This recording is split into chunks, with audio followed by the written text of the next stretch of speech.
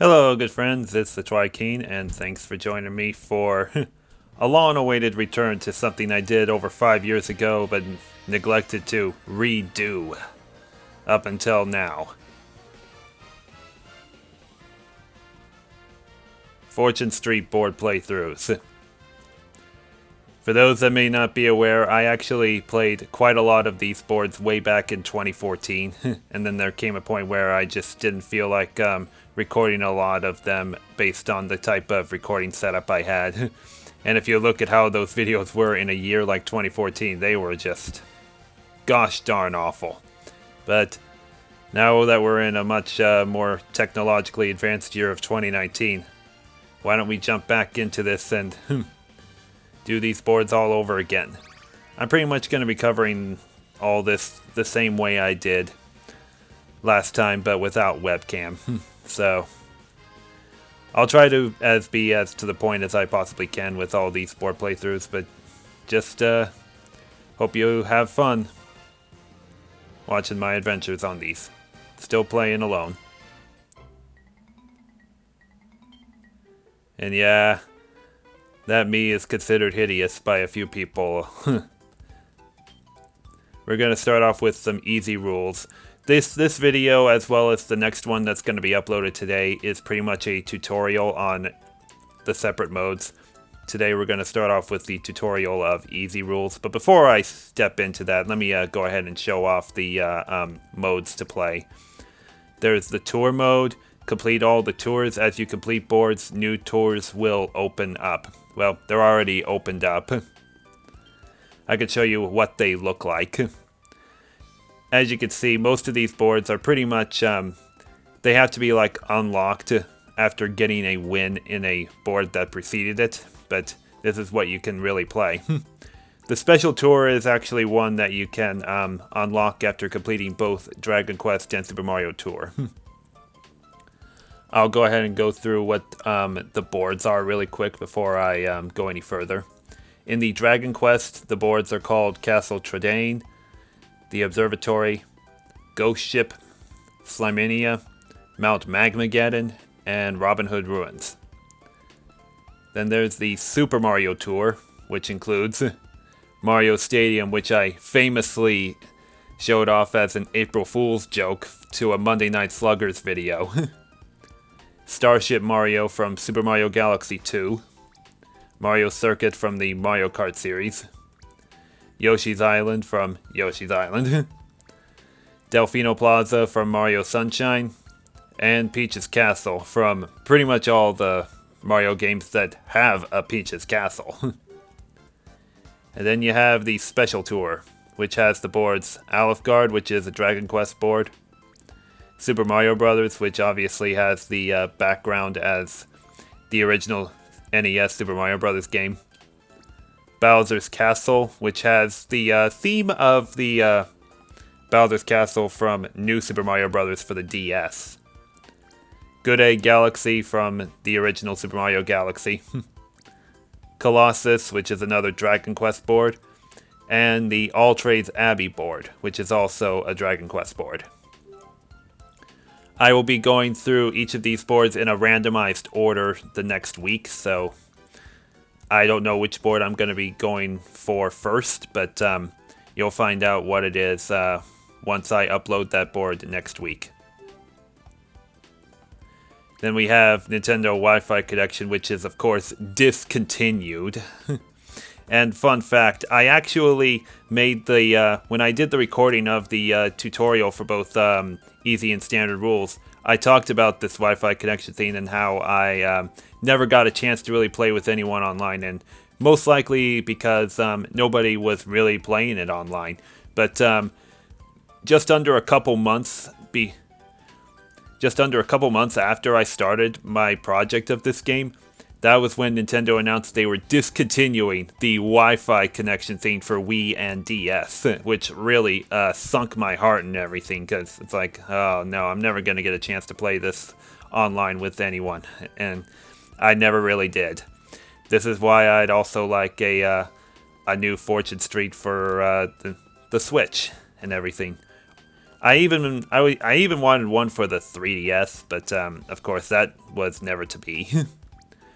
Free play is where I can choose where to play and whichever characters I want to use. However, when you play as a solo player, your default player is your Mii, then you pick the other characters. But if you ever want to play as those Mario or Dragon Quest characters, you have to play with other human players. Which is kind of stupid, but that's how it is. Right here is the changing room where you can dress your Mii in all kinds of costumes. Right here is the costume shop where you can buy all kinds of clothes and everything. I pretty much bought everything there is. There are a few skill elements that I have yet to buy, but for the most part, I've cleaned out a lot of that costume shop. Display case, these are all like achievements for doing certain things on the board, such as bankrupting a lot of people like in a quick time, or even getting so many different monopolies at once. This is the options menu, and this is the save and quit. Alrighty, enough rambling on. We'll go ahead and start off with the tutorial.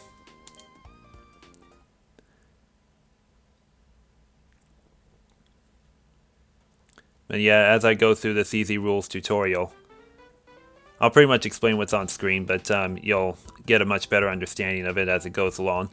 Fortune Street is, of course, an action-adventure board game. Aim of the game is to get rich quick. Be the first to ramp up your net worth to the target amount and romp your way back to the bank to clinch victory. Not exactly how Monopoly works, but still a really decent variation of it. In this game, you'll be up against Toad and Slime, which are pretty much side characters in the Mario and Dragon Quest series, respectively. Alright, let's roll. For the tutorial, the order of play will be me, Toad, then Slime.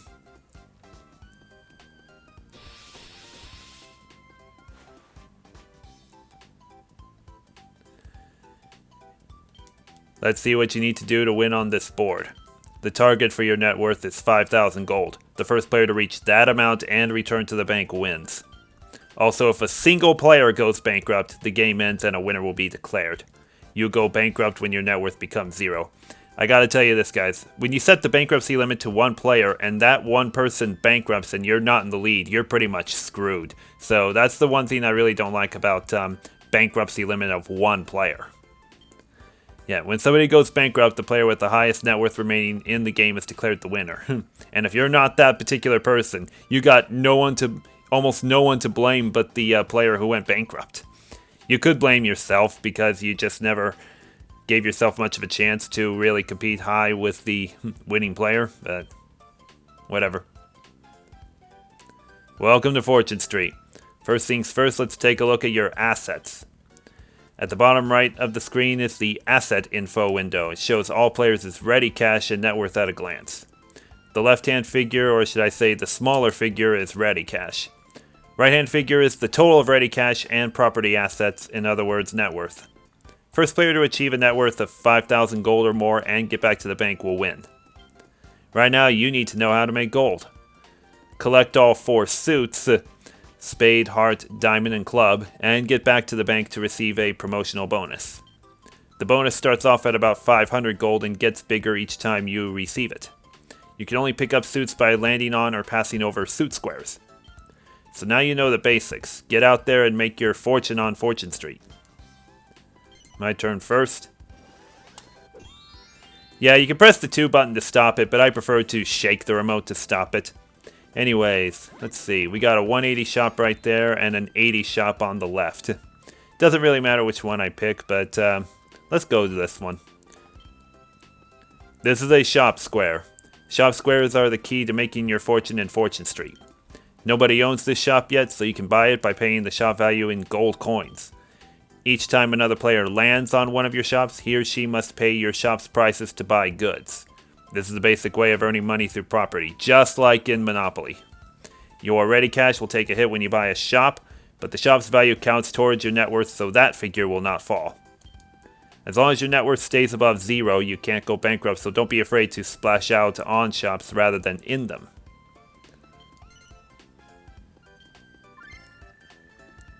So yeah, every time I buy a shop, it'll turn into a blue square. Alrighty, here goes Toad. Gonna roll a 5 and go to that shop down there. And of course, he has yellow squares. Here goes Slime, who's gonna be an orange. He'll buy the 80. My turn again.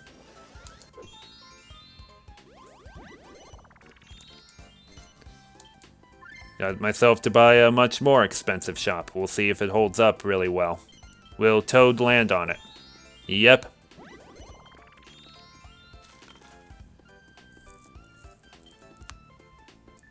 Toad landed on one of my shops. The price of goods there is 74 gold, so I take that amount of gold from Toad. Let's see if Slime can do the same thing. Not quite.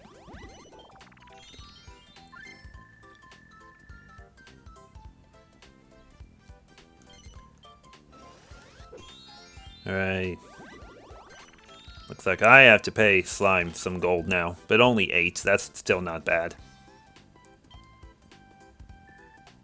You can buy other players' shop without their consent if you're willing to pay 5 times the shop's value. This is known as a forced buyout. But if you don't have the ready cash available, you can't force anyone to do anything. I am not going to buy it at this early in the game because it's just way too early to do it. There can be a time, though, when you try to buy out a player's shop for less than 5 times its value, and you try to offer them something really, still a really decent offer for it. Just try to be aggressive for that kind of stuff, and if it doesn't work out, just go ahead and get your turn going and try it again later. Alrighty. You return to the bank with all the suits, you get a promo. Your promo comes with a pay packet too. 300 gold basic salary, 150 promotion bonus, and 57 shop bonus for a total of 507. That's still really good. Alrighty. I've just landed on one of my own shops, so you can choose to pay gold to expand it or another shop you own, known as investing. The more capital you invest in your shops, the bigger they get and the higher the shop prices become. So invest like mad and take sackfuls of gold from your competitors. You'll notice there's an investment limit that tells you the maximum amount of capital you can invest in each shop. We'll go ahead and spruce it up. I could pay up to 360 to expand it. But, yeah, we'll go ahead and expand it like that. Let's see if Toad will land on it right away. Looks like he did.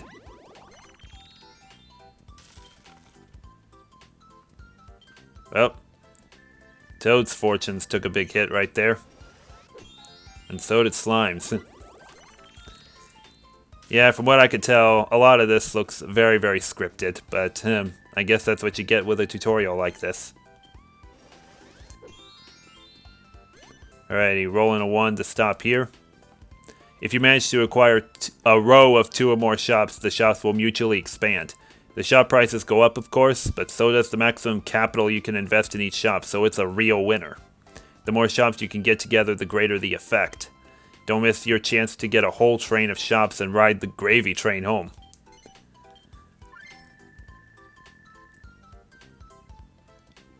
I have a row of 2 shops.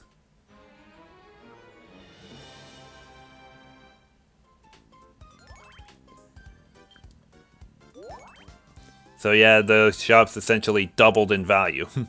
And if I can get the next shop down below the one that costs 220, I can double the shops again.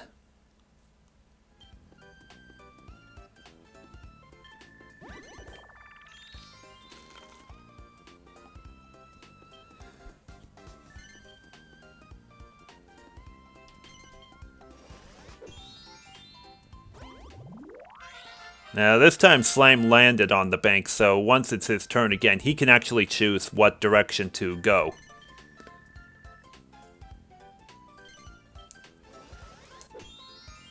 Yep, they give me a 1 again.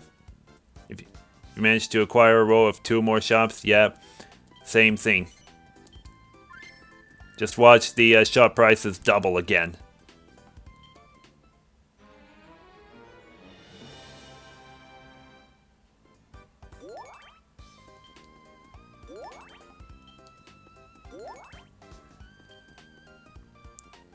Oh boy, those two are in for a lot of trouble.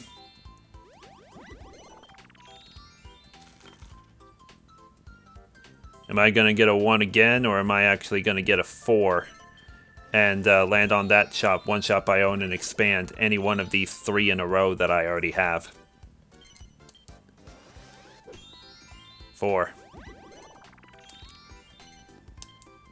Let's go ahead and spruce up the cheapest one.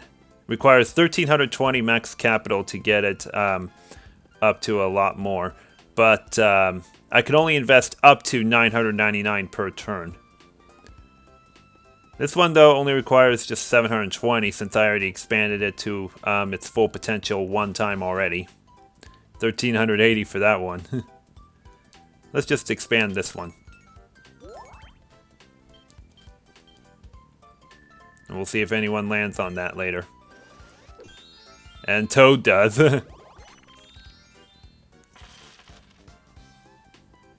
So I essentially got him out of cash, and he has to sell a shop just to earn a living again. The shop is currently up for auction. So yep, whenever somebody has to give up a shop, we can try to buy it from Toad.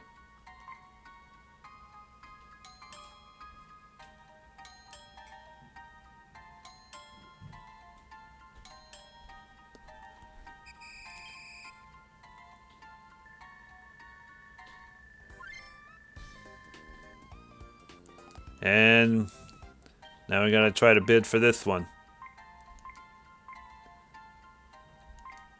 Does Slime really want this? Say, I want that shop. I want all the capital I can invest in.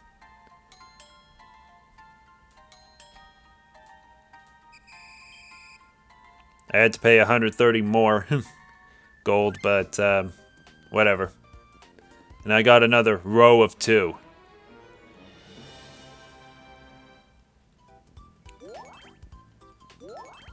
So I've essentially created a danger zone for my 2 opponents.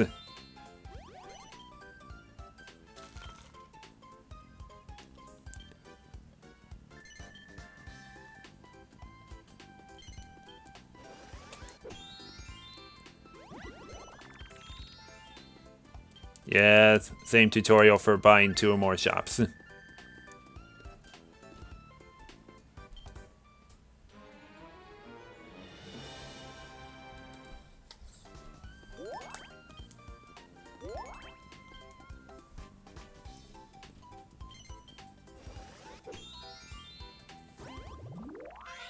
Well, Total gets himself some much needed cash after making it to the bank, but only that much.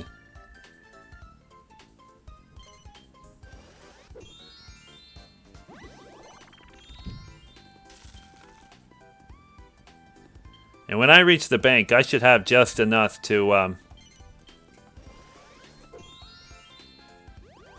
just win the game already. Let's see if they give me enough of a promotion. Ooh, 8888. I like that number.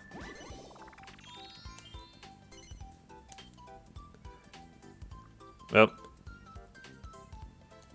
let's go ahead and spruce this up by that much. I think I just might be able to bankrupt Slime. Or even Toad. Oh yeah, whenever you land on one of the suits, you can actually pick a card, which works like the chance and community chest cards in Monopoly. The game doesn't want him to land on my danger zone spaces, I'm pretty sure. And now Slime's shops will all grow by 7%. Although that one that costs 8 didn't really expand as much.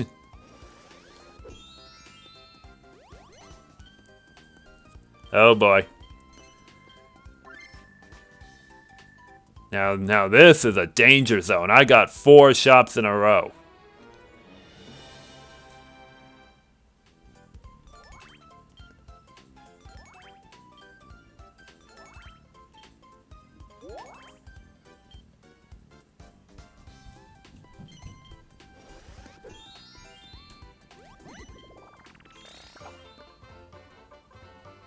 You can sell a shop back to the bank for 3 times its value, but he doesn't have any shops. He had to sell them.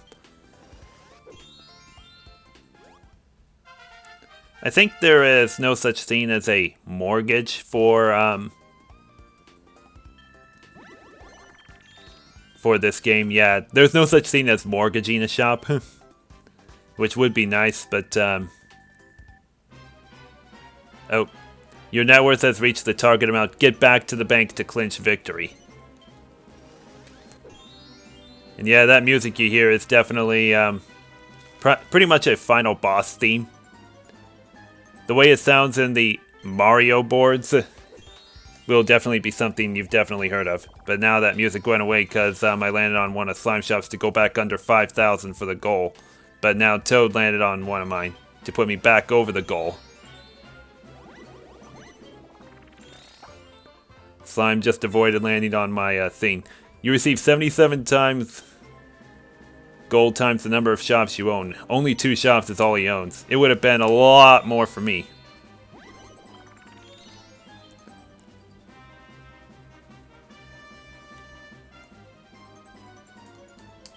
Let's go ahead and expand this for fun. 4,080. Is anyone going to land on that? Slime could.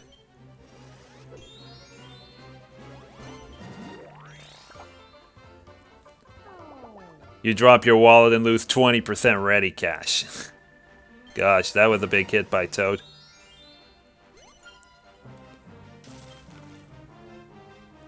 I hope I still reach the bank before Slime potentially goes bankrupt. Not quite for me. Well, let's pick this card. Roll the die and get 11 times the number shown in gold coins from all other players. This ought to be good. I earned 6 times 11 times 2 people, which equals 132 gold. That's how it was broken down.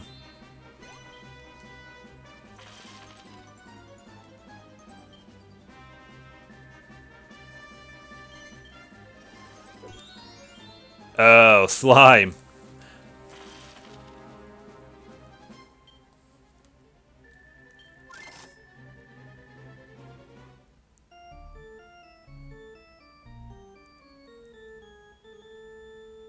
Yep. And that's how you win with a bankruptcy, but when you reach the bank, it's sort of like that, but I would say a lot better than bankruptcy.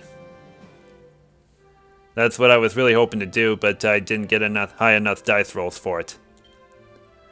Following the leader comes Toad in second and Slime in third. Had 13 sales to only 2 payments. Toad never had a single sale at all. And yet, he never bankrupted, which is kind of weird. You won, congrats, you've proven yourself on the practice board. Now it's time to try your hand at the real deal. Give tour mode a go. I won't be covering the boards in tour mode because they have goals that are, or should I say target amounts that are simply too high and can make the video a little too long for you guys. So what I can do in free play mode is adjust the target amount so that I don't have to spend too much time trying to reach it. So that's what you can expect for me in both the easy and standard rules free play. Alrighty guys, that will do it for the tutorial on easy rules for Fortune Street. I hope you enjoyed and got a good lesson from all this. Thanks for watching. I will see you in the next video uploaded later today, the standard rules tutorial. Have an awesome day. So long.